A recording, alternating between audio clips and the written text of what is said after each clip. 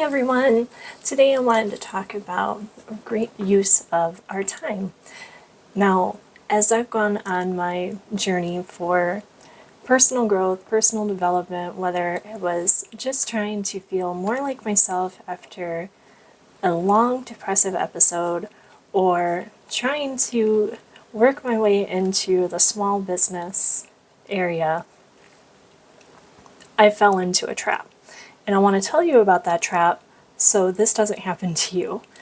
I've read a technique that was the best way to fit things into your busy schedule was to write down everything for your day and then look at all of those blank spaces you had. It could be 5 minutes, 10 minutes, 15 minutes, and put something in each of those spaces so you were not missing out on time to fill your busy schedule even more.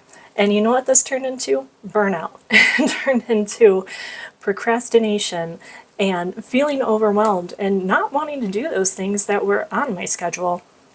So I wanted to start by warning you about that trap and how I got away from that. I do not have the best time management, so this is most important to me, is making sure that I don't overload my schedule. And when it feels like my schedule is too heavy and it's stressful to communicate with family and friends when you're trying to get together for celebrations or a catch-up visit or even special events. So some things to consider are your priorities and your wish list. Your priorities are the things that you absolutely need to get done. It's going to affect more than just you, and these are the things that should be at the top of your list. And even if your schedule is really busy, you just need to figure out a way to fit those in. So these are the things where you can really be honest with yourself on what you are doing in that day and possibly move your schedule around. Now, your wish list items are things that you've been wanting to do or it would be nice to do, and keep a list of these items and be able to do these when you're not so stressed, your schedule isn't so full. And then it will just be something that you feel better about as well, and you can give yourself some kudos and have some more energy for the rest of your to-do list or even just some leisure time. And what I want to talk about with leisure time is it is important to make sure you have downtime. Like I said, when I first started this video, I used to try to fill every moment that I had with either a hobby or a training or work or seeing friend and family or even a phone call, meditation.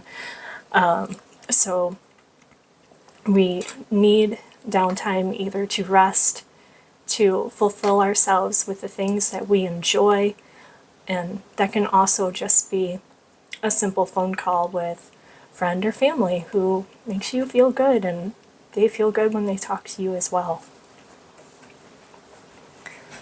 Also, when it comes to scheduling with friends or family or even just a catch up, what I started to do with a couple friends was schedule shorter visits. So ones that are really close by, I may not need to have longer visits every once a month or every 2 months. It's like, you know what? We live so close.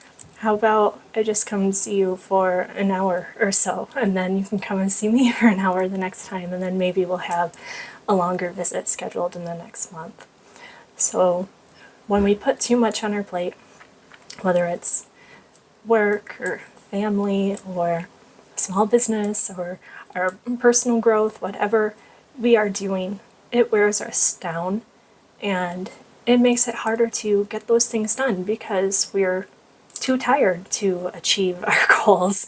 We're too tired to be our best and work our best and be, at least for me, awake and alert and with it when I'm hanging out in those special moments. So those are some things to think of, and I have some more for you, just going over what I wanted to talk about. So So when it comes to mental health, procrastinating is postponing anxiety. So it may be off your schedule now, and oh, I can do that tomorrow. I can do that the next day. I can do that later tonight. This can lead to anxiety for when it actually needs to be done. And this is something that I need to remind myself of as well, so I thought you may like that reminder. So when we feel that everything needs to be done now because we don't have our priorities set, that is anxiety triggering as well.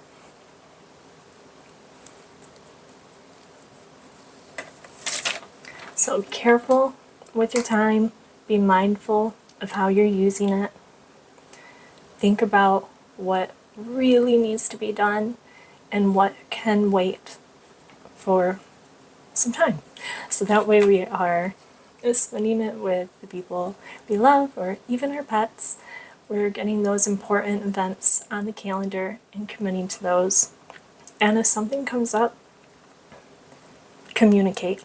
It can be difficult, especially if you have a group of people that you're trying to communicate with, but let them know. And that way your overwhelmed feeling of being overscheduled or worried about committing to something that is planned is known to the people who are relying on you being there. And this is something that I've gotten better with. I used to let my worry of either not being able to make it to the event, not finding parking, or not feeling well enough the day of stop me from communicating all of this from what I was feeling like a week before. So again, this helped me be more considerate of the people who I am planning these days with and considerate of their time as well. And this is something that I've really been trying my best to manage better, because it really is what's valued is our time in all aspects. So I hope that you find this helpful. You know some of the things to stay away from and how to avoid that, and some of the things that may help you as well. And I hope you have a wonderful day and stay inspired.